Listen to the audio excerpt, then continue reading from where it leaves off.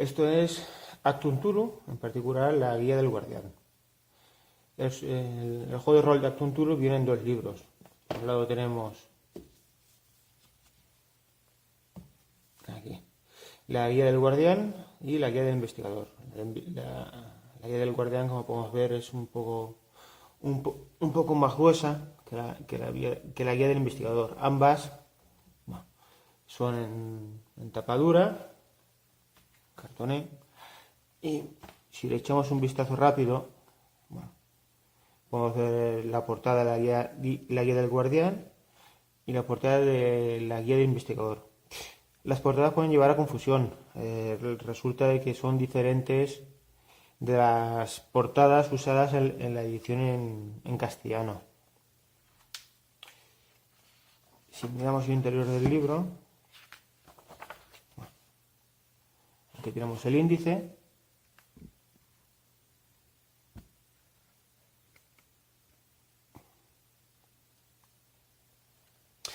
En el índice tiene 14 capítulos.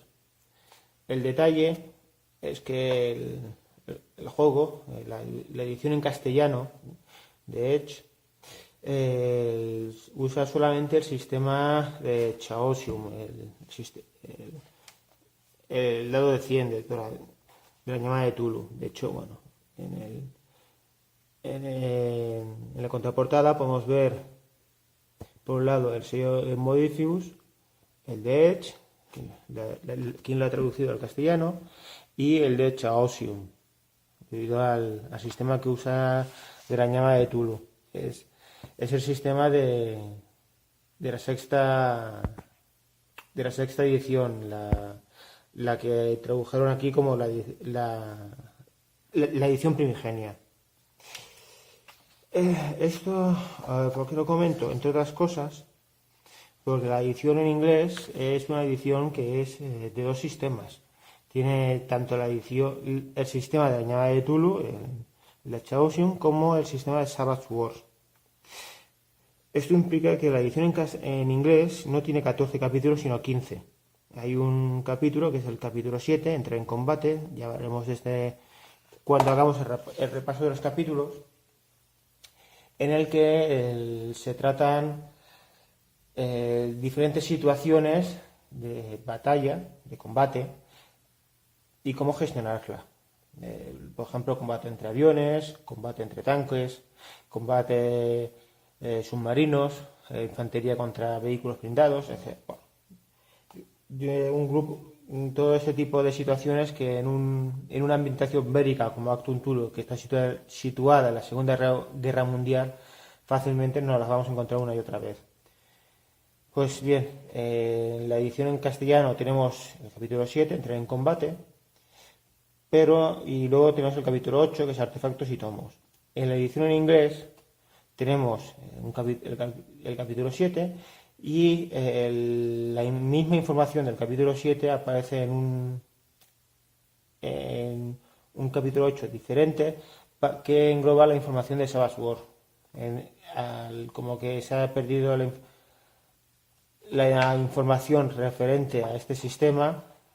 El capítulo 8 de la edición inglesa no ha sido traducido y acabamos teniendo 14 capítulos en lugar de los 15 que hay en la edición en inglés. Bueno, si echamos un vistazo rápido del suplemento o del libro básico, depende de cómo consideremos Actum Tulu, podemos ver las ilustraciones. Se puede decir que hay de tres tipos. Hay unas que son fotográficas, otras que a mí me recuerdan bastante a cómics, algunas y otras que son en grises.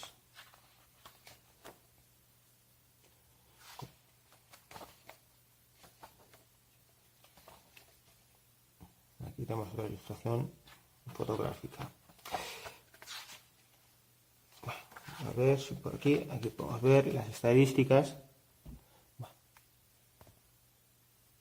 Aquí, a ver si puedo enfocar. Bueno, podemos ver las características de fuerza 14, constitución 16, tamaño 13. bueno, las características típicas de un personaje en la llama de Tulu.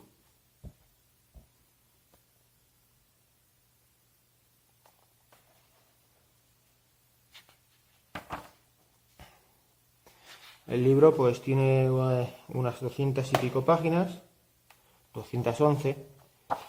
La edición en inglés tiene casi 300, unas 280 o 290, ahora no me acuerdo.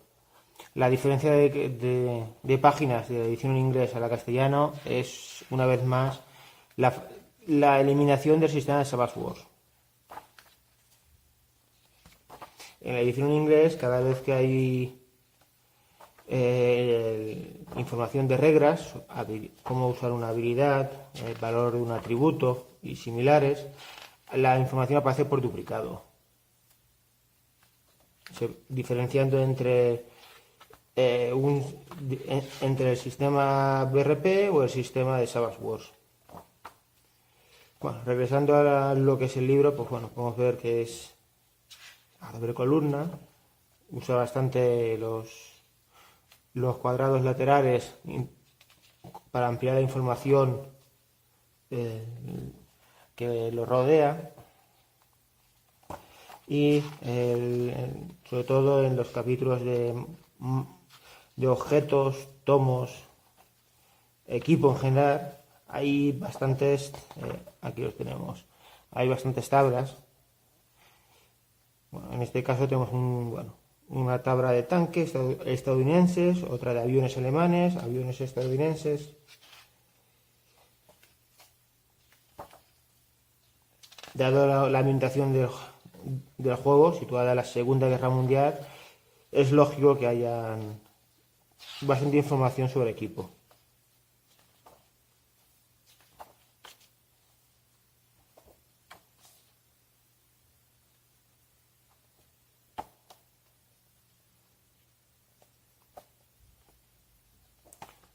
Al final del libro tenemos el mapa de la Europa secreta. Lo llama mapa de Europa secreta porque aparecen, posiblemente aquí no se vean ahora, pero aparecen marcados diferentes ciudades o puntos que tienen una especial relevancia para los diferentes bandos que están implicados en esta guerra secreta de la Segunda Guerra Mundial. Y tenemos un poco de unas ilustraciones, un poco de propaganda de las miniaturas de Achtung Tulu miniaturas. No, las miniaturas en sí no son necesarias para el juego. Se puede jugar perfectamente sin ellas. El sistema de Savage Wars usa bastante las miniaturas en los momentos de combate. De hecho, se suele jugar sobre un tablero cuadriculado. Y hay un juego que no sé si ya está disponible o no, que es el Achtung Tulu Skirmish, un juego de escaramuzas, en el que obviamente las miniaturas sí que serán importantes.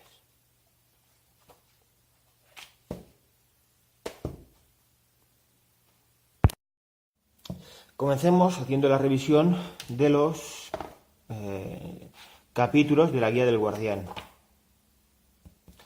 Veamos, el primer capítulo, de las sombras, es principalmente una cronología de la guerra secreta, es decir, una cronología de la ambientación de Achtung Tulu. La cronología empieza en 1907 y avanza hasta 1945. Como que esta es la Guía del Guardián, además de hechos históricos, por ejemplo, no sé, escogiendo al azar, en 1936, noviembre, tenemos que Alemania y Japón firman el pacto contra la Internacional Comunista. que es un hecho histórico. Pues como que esta es la guía del Guardián y además es la cronología de la cronología secreta, además de hechos históricos, aparecen nombrados situaciones que hacen referencia a lo que llaman aquí la guerra secreta, a la ambientación de Cthulhu. Por ejemplo, aquí tenemos en abril de 1938 aparece la referencia de, a ver si consigo que se vea, aquí están, de Cthulhu, las sombras de la Antártida.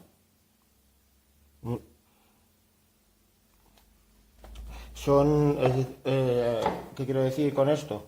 Quiero decir de que aparecen nombradas los momentos en los que se arrancan o tienen lugar las principales campañas en este momento, que hay publicadas y que afectan a la guía argumental de Cthulhu.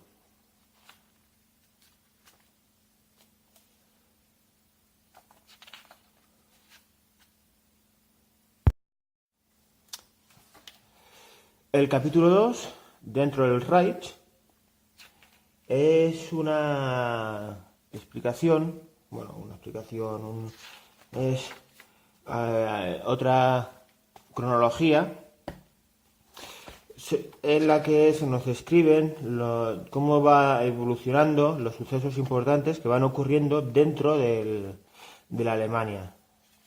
Desde creo que empezó en 1920, sí. Desde 1920 hasta otra vez en 1945. Es decir, la cronología acaba con el principio de la batalla de Berlín, en la que el Ejército Rojo, se enfrenta a las fuerzas militares y civiles en la última defensa de la ciudad. Está centrada, pues, como ya he dicho, en los sucesos que ocurren dentro de Alemania. Hay por eso aquí está, Compasión por el Diablo, de Kenneth Haidt, que es un recuadro bastante grande, es esta parte de aquí y todo esto, que hace referencia a la visión que puede tener sobre todo el Guardián, de lo que son los alemanes, de los nazis, de los soldados nazis. Pues, en la ambientación de Cthulhu tenemos al Sol Negro y a la Nukwaffe, que son los malos por excelencia. Unos son el Sol Negro son una especie, simplificándolo, son hechiceros, mientras que la Nukwaffe, si lo simplificamos, serían unos científicos locos. Ambos totalmente enloquecidos y con sus metas en particular. Pero al fin y al cabo, no dejan de ser unos relativamente pocos numerosos comparados con todos los alemanes, con todos los nazis. Y este recuadro,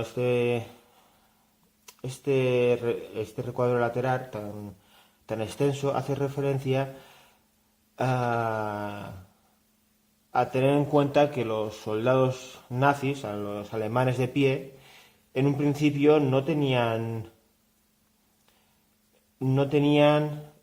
la lucha racial como uno de los motivos principales para ir a la guerra. Es decir, aunque la propaganda, tal y como dice aquí el artículo, aunque la propaganda nazi presentó la guerra desde el principio como una lucha racial, muchos de los alemanes se enrolaban para asegurar el derecho de Alemania a existir, ya que suponían que estaban rodeados de enemigos, o bien para vengarse de la derrota y la deshonra de 1918.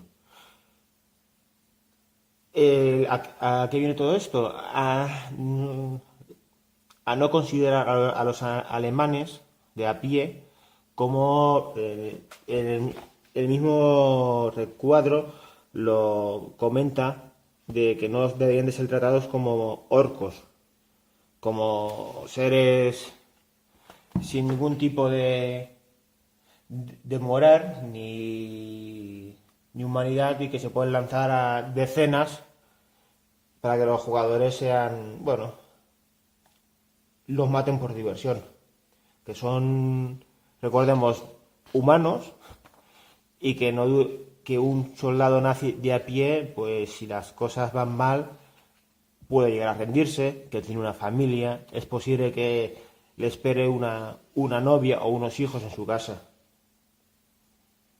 Que ser un PNJ aliado nazi en el Cthulhu no significa ser un adorador de los primigenios.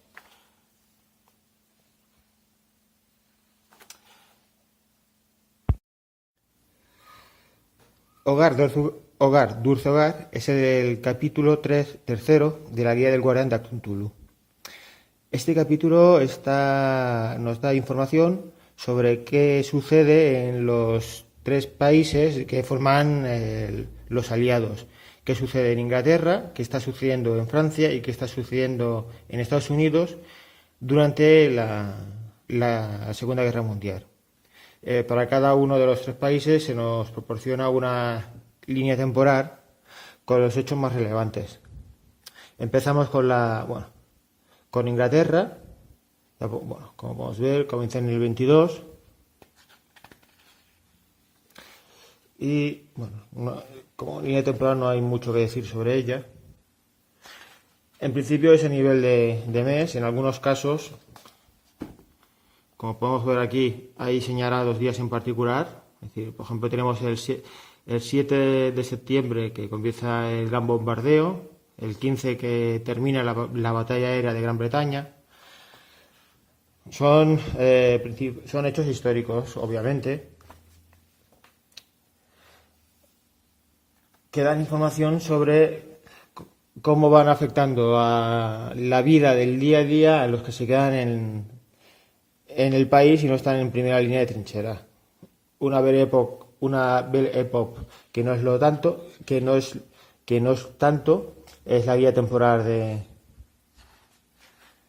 de Francia. Y también tenemos, aquí está, la guía temporal de Estados Unidos.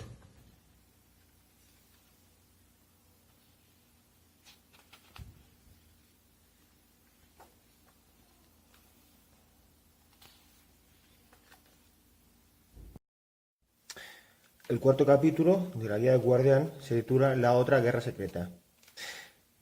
Bueno, para empezar, comienza con la otra guerra secreta, porque Cthulhu hace referencia a la guerra secreta que hubo por ambientación durante la Segunda Guerra Mundial, en referencia a la guerra con el trasfondo de los mitos.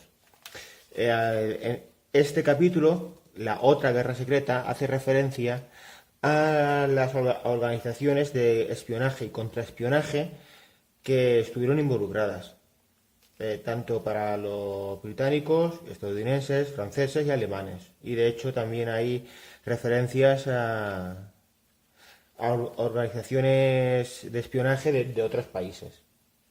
En el capítulo siguiente, el capítulo quinto, está dedicado a las sociedades secretas y ocultas. Bueno, este capítulo, como la mayor parte de los que hemos ya visto, está estructurado en función de los bandos. Aquí tenemos la inteligencia británica, desde el MI1 hasta el MI19, con las diferentes organizaciones de espionaje y contraespionaje y en qué se especializaban. La inteligencia de Estados Unidos, la resistencia francesa, la inteligencia alemana, inteligencia alemana. Tenemos la Abherper y bueno, otras históricas que tan difíciles de pronunciar como la Sicherheitsdienst. Y ya está, es un capítulo bastante cortito. Recordemos de que toda se trata de información histórica y organizaciones reales.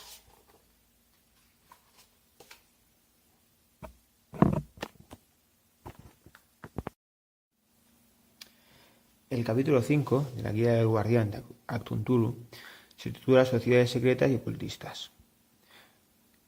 Este capítulo está dividido en dos grandes partes. En el primero se nos presentan siete sectas, o bueno, sectas menores lo llaman en el libro. Y en el segundo grupo se nos presentan 4 importantes organizaciones que son importantes a nivel de ambientación, como ahora veremos.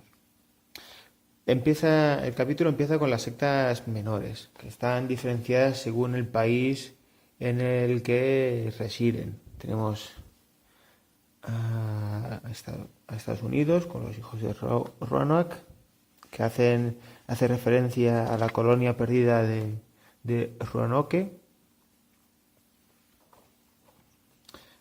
a Gran Bretaña con la Hermandad de la Luz Interior, a Francia y a Alemania. Por curiosidad estuve mirando por internet y vi que la Orden Novi Templi, aquí está, Orden Novi Templi, es una organización que realmente existió. No sé si el resto de sectas menores llegaron a existir en la realidad o no. Para cada una de ellas, bueno, hay un poco de, como podemos ver, hay un poco de información de trasfondo. En algunos casos, información sobre el líder o el fundador de dicha secta. Aquí tenemos otras dos alemanas. Bueno, ahora pasamos a las 4 grandes organizaciones ocultistas que se nos presentan aquí en el suplemento en la ambientación de Actum Tulu. La primera es la sección M. La sección M está situada en Inglaterra. Es una organización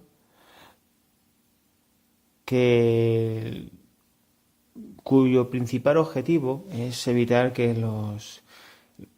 sus contrapartidas alemanas, organizaciones alemanas con conocimiento en lo oculto, tengan acceso o consigan libros, antigüedades,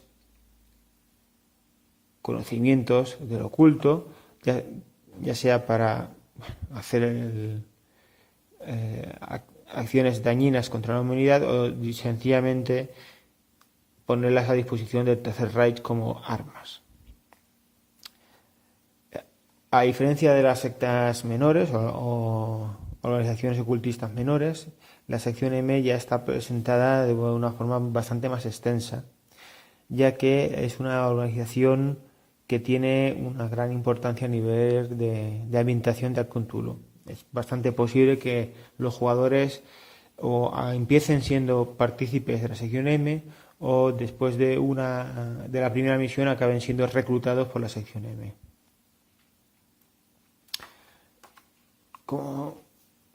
Debido a la importancia que tiene en la ambientación, podemos ver la explicación, que es bastante más detallada. Se nos explican los cuarteles generales,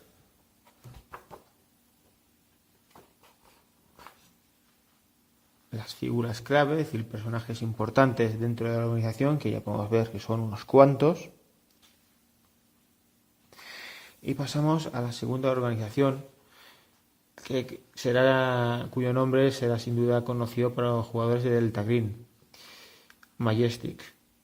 En esta ambientación, Majestic no es el enemigo de Delta Green, que representa en Delta Green, sino que es la contrapartida de la sección M en Estados Unidos. De hecho, la cabeza de Majestic es la hija de Henry Armitage, el antiguo bibliotecario de la Universidad de Miskatonic, en el relato de los roles de Dunwich. Los cuarteles de Majestic, bueno, principalmente están en Washington DC, casi nada, en la capital. Obviamente tienen una importante presencia en Massachusetts. No olvidemos que se trata de la hija de Henry Armitage. Y igual que con la sección M, pues tenemos las figuras clave, todas con sus características, habilidades. Y pasamos a la primera gran organización, en este caso alemana, la Orden del Sol Negro. El Sol Negro es importante en Actum Tulu porque es uno de los grandes enemigos a batir una y otra vez a los que se enfrentarán los jugadores. Es una de las de los grandes enemigos de esta ambientación. ¿Cuál es el origen del Sol Negro? Está explicado, en este recuadro de aquí. El Sol Negro es un avatar que se encuentra en las profundidades de las tierras del sueño, en las mesetas de Helén, en un lugar llamado Valle del Sol Negro original.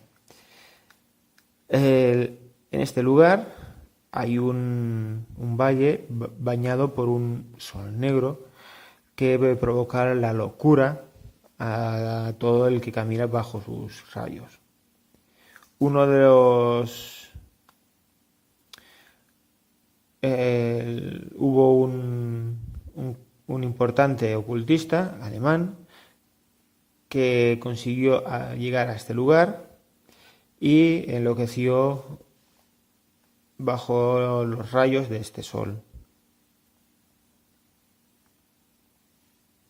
Este sol es un avatar de Yog-Sothoth y el objetivo de la organización del Orden del Sol Negro es favorecer la entrada de este sol a la Tierra, de forma de que sus rayos puedan bañar libremente toda la superficie de la Tierra.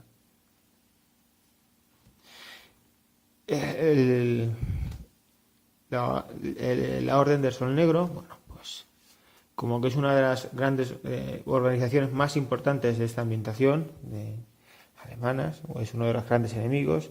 Tenemos explicado el resurgir del Sol Negro, es decir, cómo pasó de no existir a ser una organización con un gran poder dentro del Tercer Reich.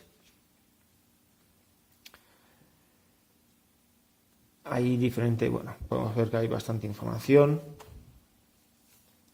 El ascenso, relaciones con la Anne Herbert, con la Nachtwürfe, que es otra organización de la que hablaremos a continuación, sus principales proyectos, es decir, hay bastante información de ambientación. Y aquí empezamos a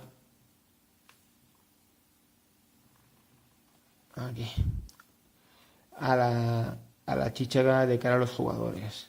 Cómo actúa el Sol Negro en la guerra, en la Segunda Guerra Mundial, porque aunque el Sol Negro son unos terribles enemigos, se caracteriza porque no consideran el Tercer Reich como su objetivo. Es decir, no olvidemos que el objetivo de la Orden del Sol Negro es traer al Sol Negro a la Tierra, al mundo de vigía. De manera que apoyan al Tercer Reich como un método, una vía para conseguir sus objetivos. A pesar de ello, suelen ser unos enemigos temibles. Tenemos las figuras clave, es decir, diferentes tipos de rango, cada uno con sus características. Y aquí podemos ver una de las características del Sol Negro. Un exarca tiene todos estos hechizos, poca cosa. El Sol Negro son principalmente hechiceros. Son, bueno, hechiceros y, como veremos ahora más adelante, también tienen engendros de todo tipo creados con magia. Aquí tenemos a los priores, que es otro rango. También, bueno, en este caso no tienen tantos hechizos, solamente tienen 4 o 5 líneas, casi nada. Son enemigos, como ya he dicho, bastante temibles. Seguimos descendiendo en la escala de los rangos, los cánones, los señores. Aquí tenemos una ilustración de algunos de ellos. Un dietótem. Bueno, esto ya son fuerzas del sol negro, las fuerzas numerosas, fuerzas de choque. Antes de eso tenemos los novicios, aprendices de hechiceros, y luego tenemos las fuerzas del sol negro, los nornas, dietótem. Aquí podemos ver la imagen de uno de ellos.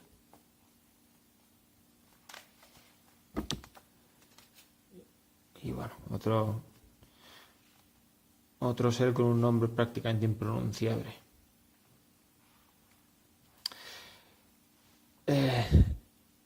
La cuarta gran organización secreta es la Nachtwürfe. También es una organización alemana y junto al Sol Negro representan las dos grandes fuerzas a batir en la mayor parte de las partidas de Cthulhu. A diferencia del Sol Negro, que son grandes hechiceros, la Nachtwürfe, como podemos ver aquí, son científicos ocultistas.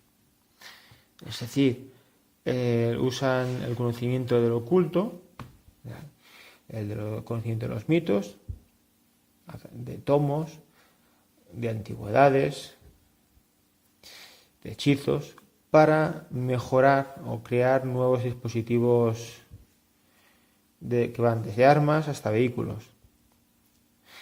La Nachtwürfe está originada en la búsqueda de Hiperbórea, la mítica ciudad en la que posiblemente se originase la raza aria, según algunos, en esta ambientación. Aquí, bueno, podemos ver cómo se nos describe el nacimiento y el crecimiento de la Nachtwürfe. Hay una referencia importante a la locura azul, ya que la Nachtwürfe, gran parte de su tecnología se basa en una serie de cristales originados en Hiperbórea, que son azules. Son unos cristales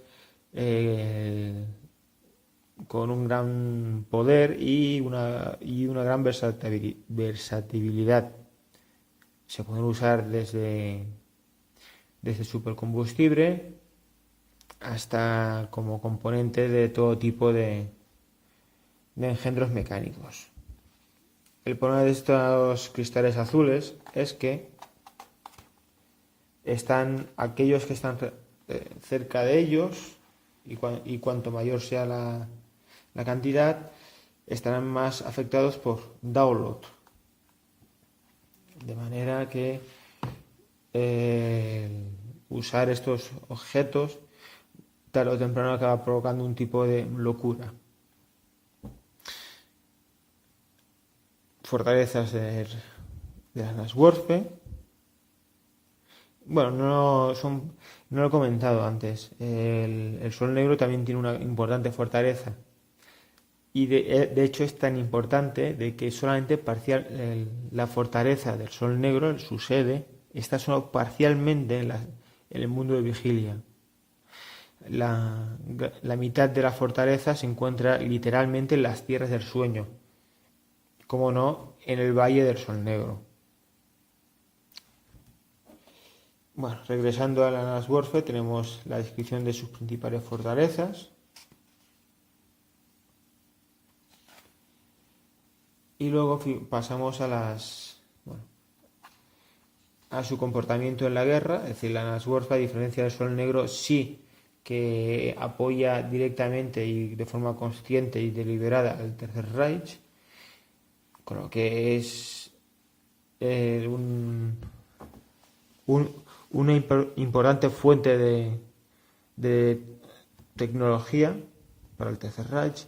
Y tenemos, bueno, igual que con el resto de organizaciones, las 4 organizaciones grandes, tenemos una serie de figuras clave, todas ellas con sus características, habilidades, también hay algunos con hechizos, aunque no sean aunque son más científicos que hechiceros. Las fuerzas de la Nachtwaffe, jefe de fuerza, especialista, aquí ya podemos ver, lo he comentado antes, es un soldado con un extraño dispositivo que parece un par de máquinas de planchar con unos gruesos cables que van a una especie de mochila, todo ello con un halo azul, con una luz azulada que surge debido a los cristales azules. Acechador, bueno, aquí tenemos más perfiles de diferentes tipos de soldados que usan los engendros mecánicos de la Nachtwaffe. En este dibujo podemos ver otro buen ejemplo de ello. Un soldado, pero con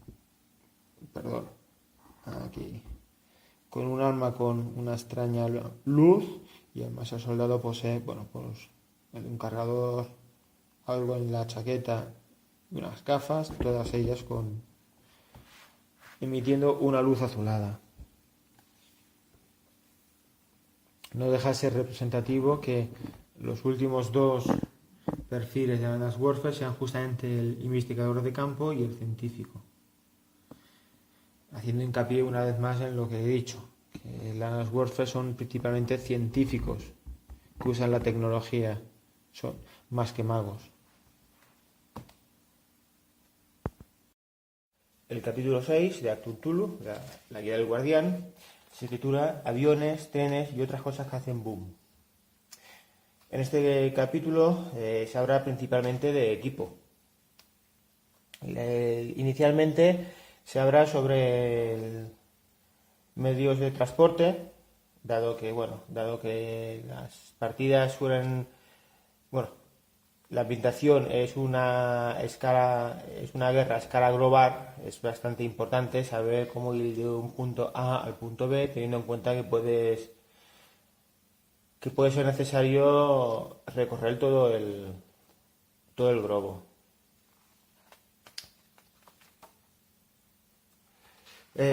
Comienza hablando sobre,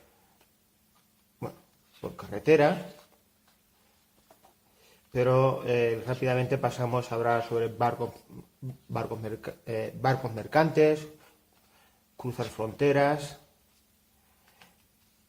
y pasamos luego a un recorrido a los diferentes medios de locomoción. Como suele suceder en todo el libro, están separados por países. Aquí tenemos los vehículos militares terrestres comunes. En el caso de Alemania, tenemos por ejemplo la motocicleta, y es un listado bastante detallado.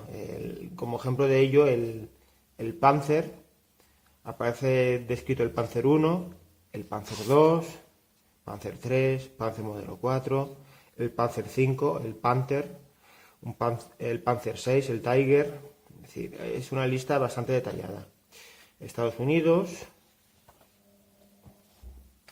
y Reino Unido. Después de por tierra, por aire. Aquí tenemos la aviación. Otra vez Alemania, Estados Unidos, Reino Unido. Para cada tipo de vehículo hay una descripción que normalmente incluye desde qué año el vehículo entró en activo, modificaciones que pueda haber tenido, el tipo de motor, algún dato técnico, velocidad máxima.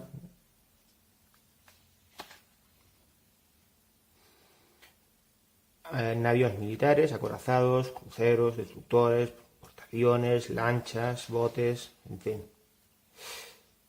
El transporte por mar.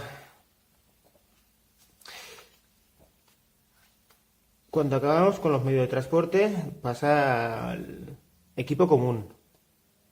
Desde cuchillos hasta objetos ya más elaborados como el Panzerfaust, o inclusive tenemos lo que llaman armas más grandes. Tenemos la bomba voladora, el misil balístico, con los que los nazis atacaron Londres, el sueño atómico de Alemania. Y acabamos el capítulo con material esotérico. Obviamente esto ya no es material histórico. Está separado por el origen del objeto. Es decir, tenemos el Sol Negro con sus diferentes juguetes y la Nachtwaffe con también sus otros juguetes. Podemos ver que la Nachtwaffe tiene bastante más juguetes disponibles. Recordemos que simplificándolo, podríamos definir que son unos científicos locos. Lo último de este capítulo son estas 3 hojas muy entretenidas de lectura, que es armas y vehículos personalizados. Supongamos que tenemos un camión y nos encontramos en un entorno helado. ¿Qué costaría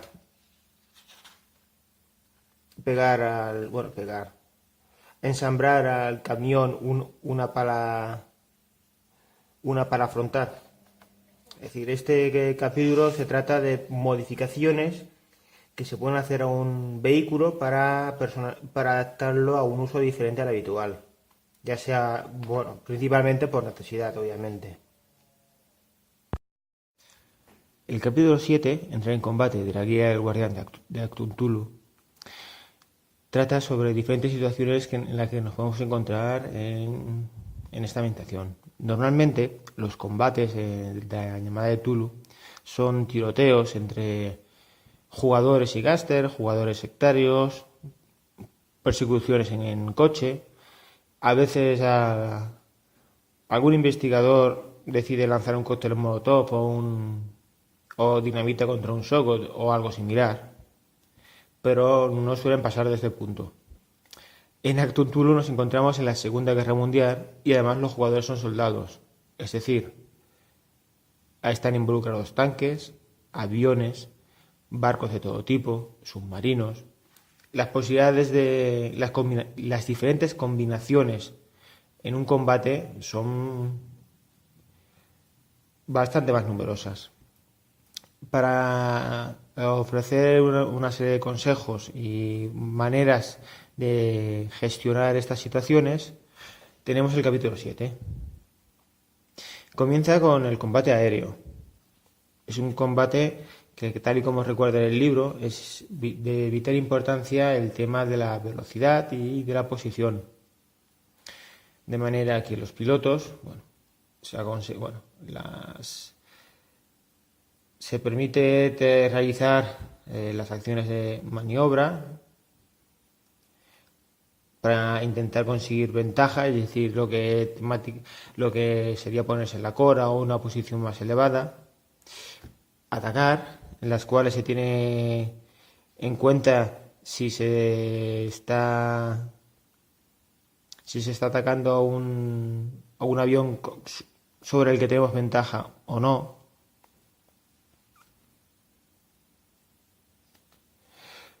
Posibilidades de hacer tiradas para conseguir situarse en la cora del enemigo y otras acciones similares.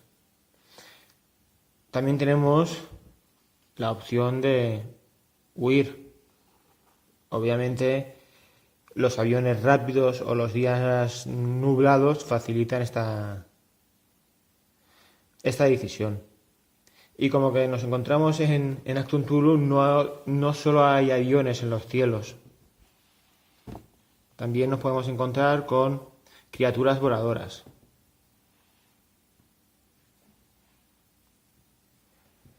De hecho, es fácil recordar de que en en la gama de miniaturas de Achtung Cthulhu tenemos migos y también hay, quiero recordar, que cazadores horrendos, es decir, criaturas con capacidad de devorar hay. Otras opciones, posibilidades de combate es luchar contra tanques. Primero se explota la posibilidad de batallas entre tanques, teniendo en cuenta pues la potencia de fuego, la distancia, el blindaje, tácticas. Y luego la posibilidad de que no sean solamente tanques involucrados, sino que sea la infantería luchando contra tanques.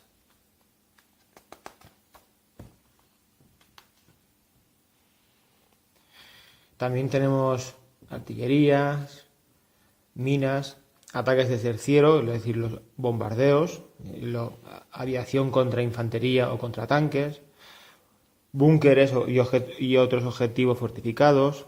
Y cuando llegamos a las olas sobre nosotros es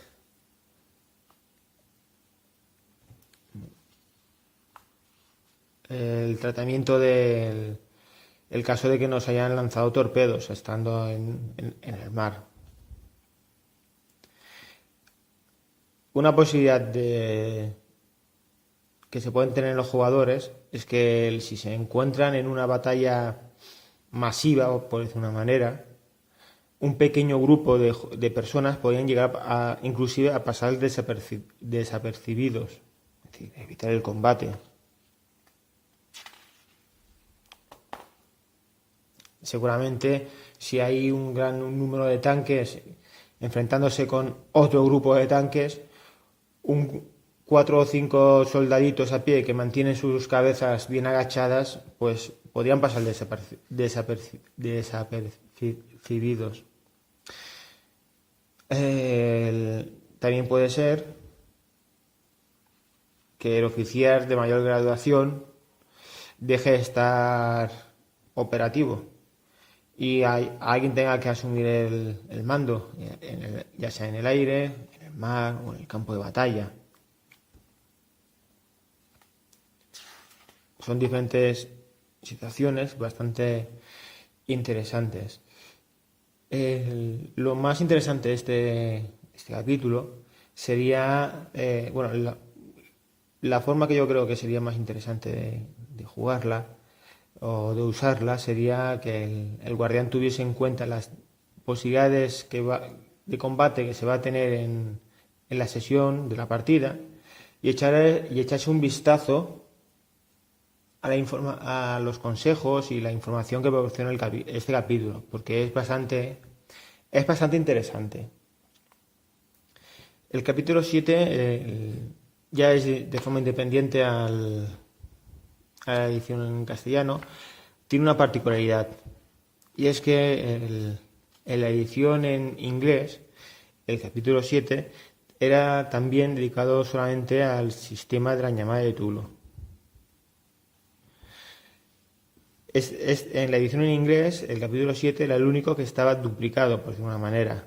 Estaba el capítulo Entrar en combate, correspondiente al sistema de la llamada de Cthulhu, y un capítulo 8 que no ha sido traducido al castellano, ya que la edición en castellana no lo trata, el sistema de Savage Worlds.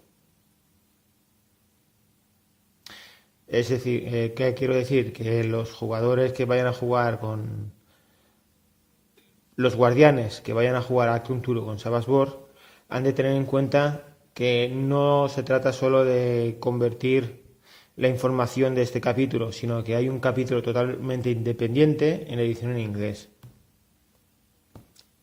correspondiente a las mismas situaciones explicadas para el sistema de juego de Savage Worlds.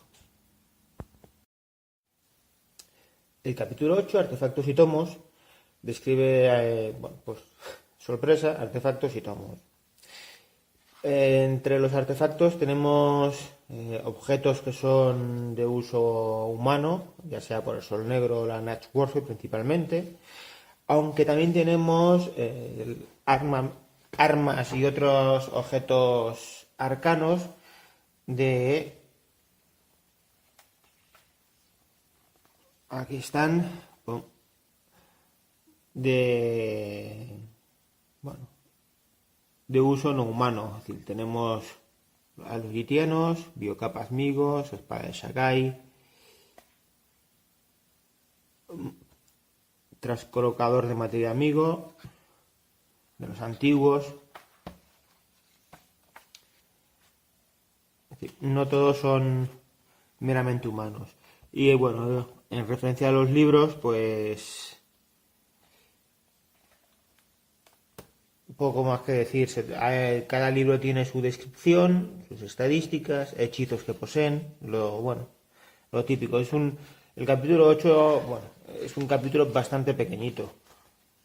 Aquí, con 6 o 7 hojas y poca cosa más. El capítulo 9, Ilusiones mortales y conocimiento maldito, es un capítulo dedicado a hechizos. El mismo capítulo recuerda que en las páginas determinadas de la llamada de Tulu, en este caso de la edición primigenia, ya que es la edición en castellano, se encuentran muchos más hechizos que también están disponibles para la ambientación de Achtung Tulu. En este capítulo, de hecho es un capítulo bastante corto, tenemos algunos hechizos relacionados con la ambientación, como por ejemplo, si recordamos a nuestros amigos del Sol Negro, hay un hechizo que es Bendición del Sol Negro. Y bueno, hasta aquí hemos visto. Es un capítulo, como ya he dicho, es muy corto, son solamente 4 hojas, unos pocos hechizos. Los hechizos, bueno, tienen como que están en la ambientación, perdón, en el sistema de la llamada de Tulu, la edición primigenia, usan el mismo sistema, tienen la descripción, el coste en poder o en puntos de magia, el efecto si se consigue y el coste en cordura que cuesta alcanzarlos.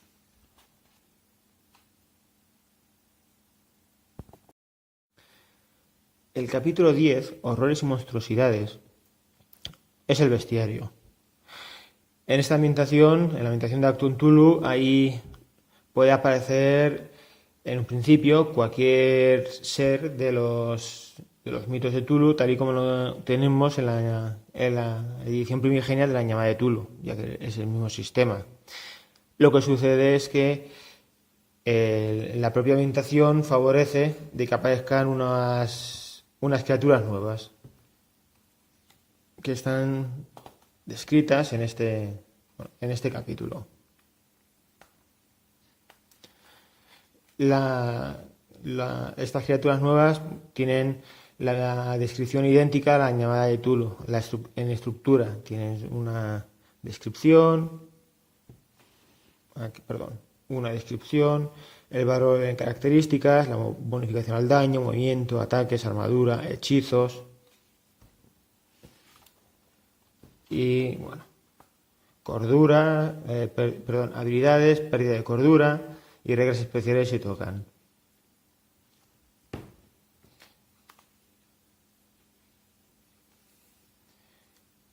Tenemos a los migos mejorados, una serie de migos alterados, aquí podemos ver una ilustración.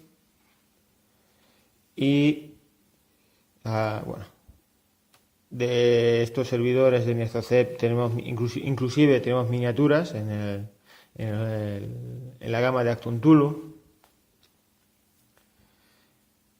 y poca cosa más. Son, como ya he dicho, unos cuantos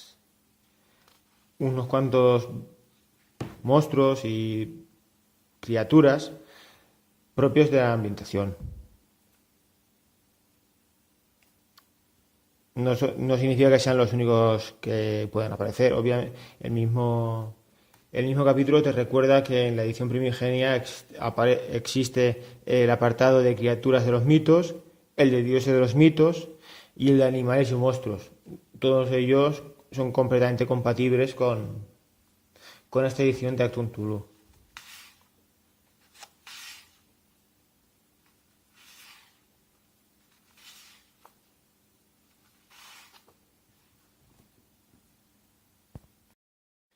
El capítulo 11 de la Guía del Guardián de Cthulhu, Aliados y enemigos mortales, es un capítulo bastante interesante. Tiene información de PNJs que los jugadores se pueden encontrar. Los PNJs están divididos en dos tipos, o en dos clases. Una es la gente de importancia y luego son los PNJs sin nombre.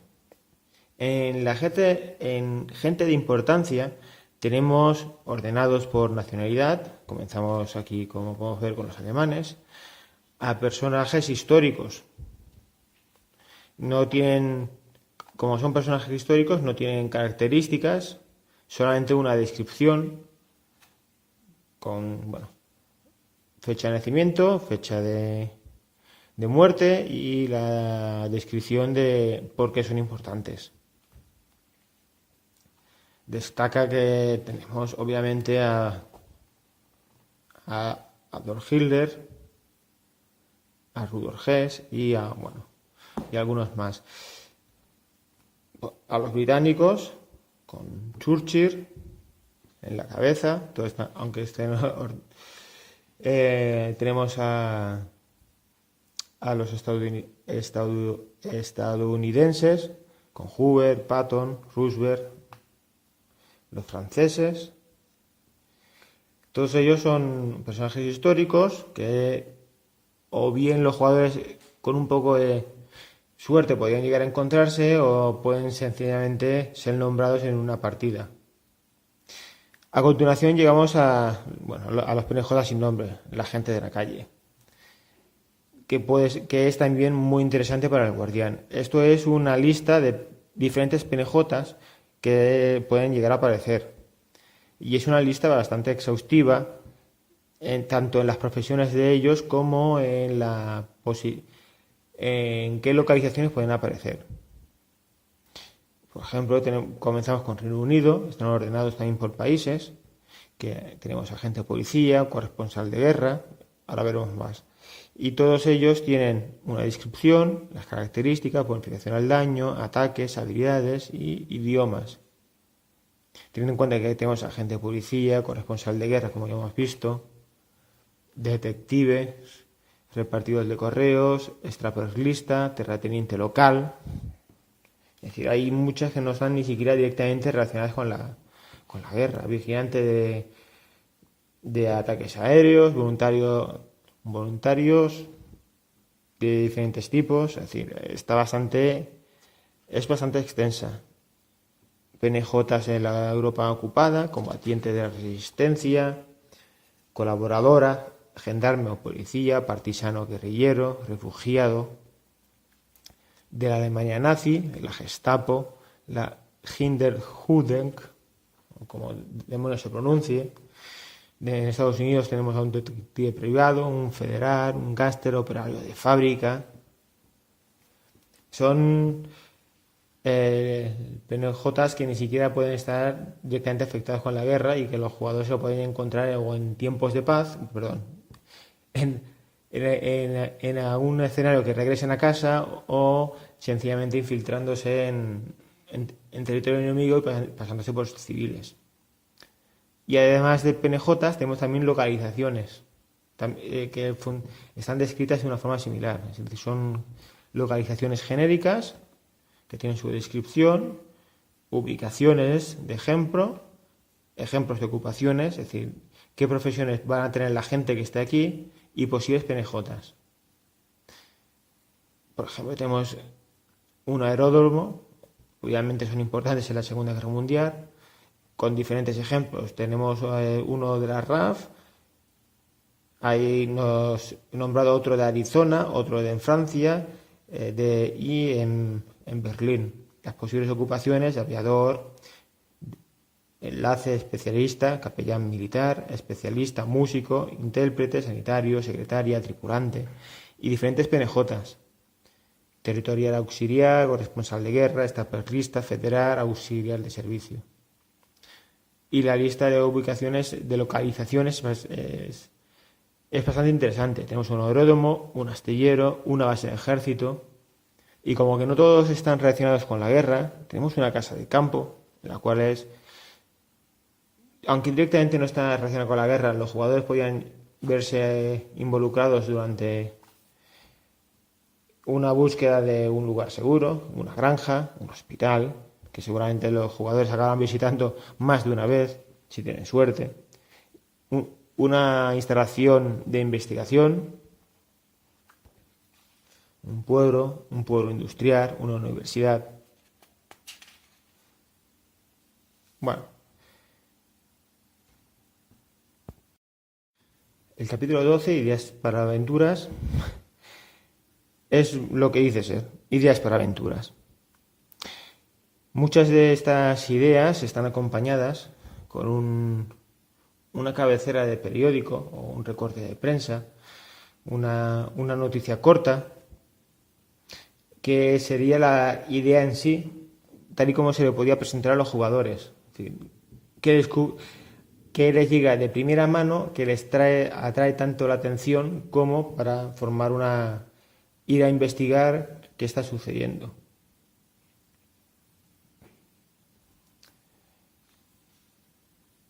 Tenemos un caso de iglesias que arden,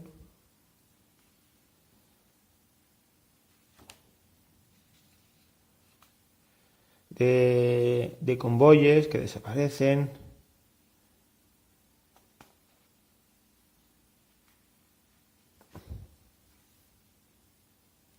voces del más allá.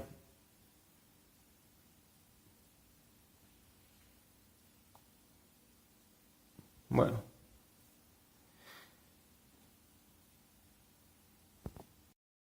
La guía 13, guía rápida del juego, es un índice de mecánicas. Una guía rápida para encontrar habilidades, reglas o equipo que puede ser necesario durante una partida de Actum Tulo y se necesita encontrar ya. Por ejemplo, si nos vamos a enfrentamientos, tenemos combates, puntuales de combate, reglas puntuales acerca de armas de fuego, tablas de armas, etc. Todas ellas están indicadas en qué páginas se encuentran. En el combate aéreo, minas, evitar el combate terrestre, etc.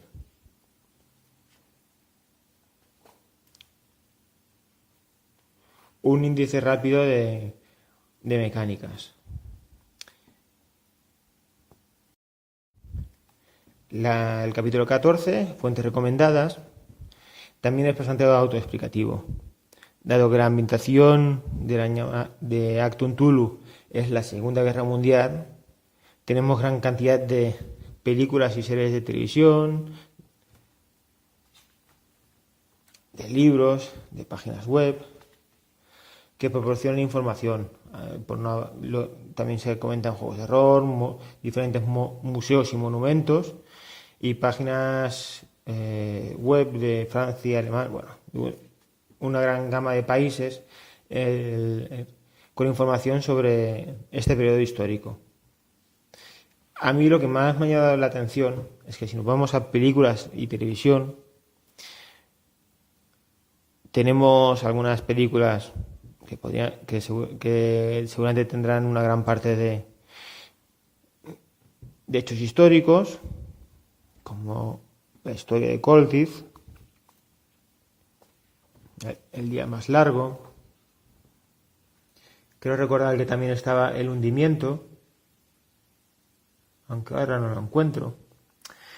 Y hay otras películas que, bueno, digamos que la parte histórica no es que sea muy importante, como por ejemplo Iron Sky, en la que el Tercer Reich huye a la Luna y regresa a la Tierra en la actualidad al mando de zeppelines y ovnis voladores. Una situación que en Actum Tulu sería completamente posible.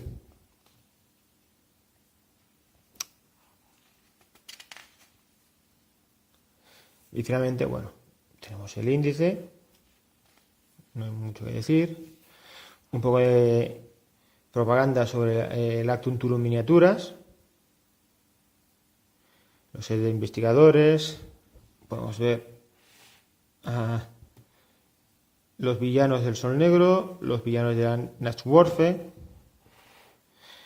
a cada criaturas, servidores de Nezocep, profundos, sectarios de los primigenios, migos mejorados, los ángeles descarnados de la noche, perros de Tíndalos, y algunos que son propios de esta ambientación, como el Driedraug.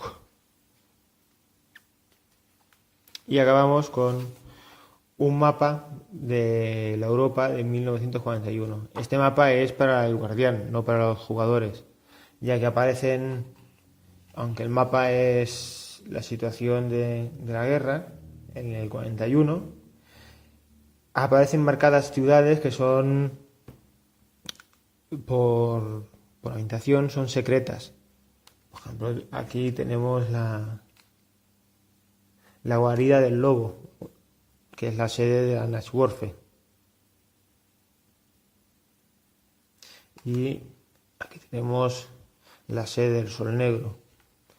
Es decir, este mapa marca ciudades que los jugadores posiblemente no deberían de ni siquiera saber que existen.